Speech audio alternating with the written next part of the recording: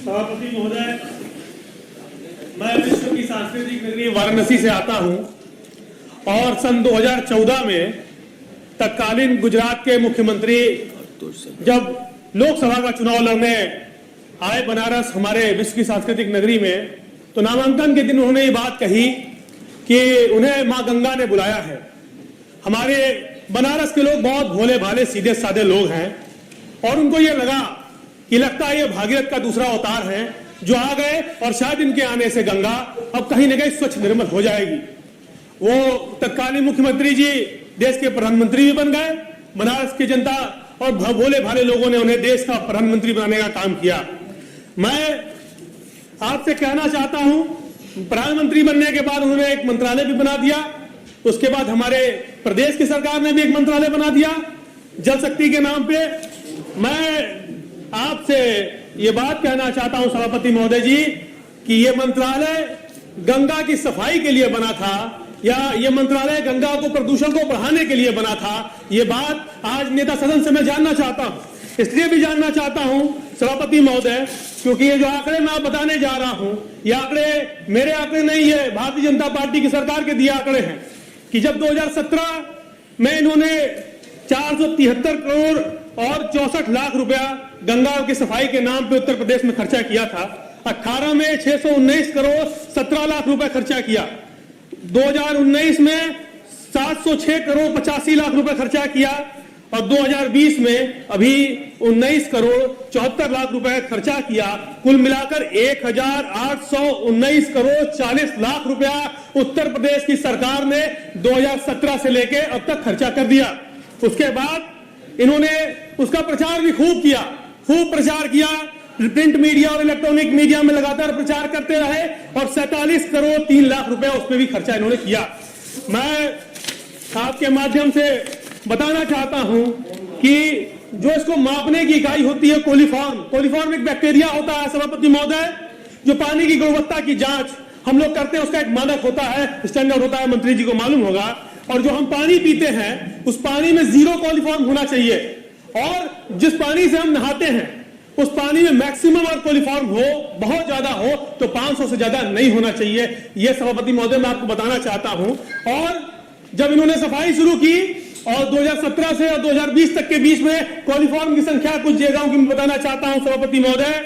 अनूप शहर 2017 में 350 एमपीएन प्रति 100 मिलीलीटर था, वो बढ़ के इस समय 1700 हो गया, 350 से 1700 हो गया। नोरारा बुलंदशहर में 470 से बढ़कर 2200 हो गया। कचरा घाट अलीगढ़ में 410 से बढ़कर 480 हो गया। बिठूर कानपुर में 3800 से बढ़कर 4800 हो गया। रानी घाट कानपुर में 4600 से बढ़कर 17000 हो गया। और आगे में शुक्लागंज में 4900 से बढ़कर 26000 हो गया।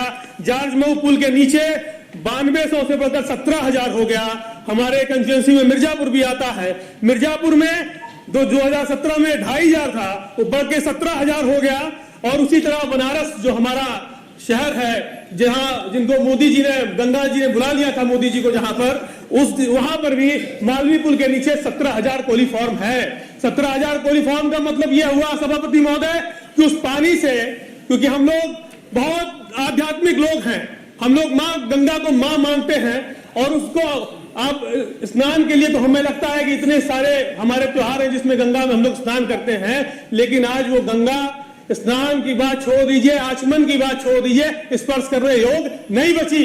आज इतना अरबों रुपया खर्चा हुआ, 1819 करोड़ 40 लाख रुपया इन्होंने 3 साल में खर्चा कर दिया, 4 साल में खर्चा कर दिया और अपने प्रचार के लिए भी 47 करोड़ खर्चा किया। उसके बाद भी लगातार गंगा में प्रदूषण बढ़ता जा रहा है। तो इसलिए सभापति महोदय मुझे लगता है कि ये या तो गंगा जो माँ कहते हैं, माँ के नाम पे ये जो इनका लूट और भ्रष्टाचार हो रहा है, ये जो दोहरा चरित्र इनका है, मां के नाम पे राजनीति करने का काम ये कर रहे हैं, संगठित इसको लूट कह सकते हैं हम सभापति महोदय। मैं बीओडी की भी बात करना चाहता हूं, जो बायोकेमिकल ऑक्सीजन डिमांड होती है, जो पानी के अंदर जो जीव रहते हैं उनको जो ऑक्सीजन की आवश्यकता होती है उसमें बीओडी कितना होना चाहिए। फर्रुखाबाद, कन्नौज, बिठूर, रानीगंज, शुक्लागंज, जार्ज मऊ, डालमऊ, काला कंकर, रसूलाबाद, कादा घाट, संगम, सिरसा, विंध्याचल, चुनार, अस्सी घाट, मणिकंका घाट, मालवी पुल, गोला पुल, गाजीपुर, कई ऐसी जगह हैं जहां अगर कोई जीव पानी के नीचे है तो उसको सांस लेने की भी लिए ऑक्सीजन की मात्रा बहुत कम है। मैं बहुत सारे आंकड़े मेरे पास हैं सभापति महोदय, लेकिन मैं आज सदन में आपके माध्यम से मैं नेता सदन से भी ये भी जानना चाहता हूं कि ये जो मां गंगा के नाम पे संगठित लूट हो रही है, जो लगातार केंद्र का पैसा लूटा जा रहा है और प्रदेश का पैसा, ये केंद्र और प्रदेश का पैसा मुझे लगता है गरीब जनता का पैसा है सभापति महोदय, जो टैक्स के माध्यम से जनता देने का काम करती है।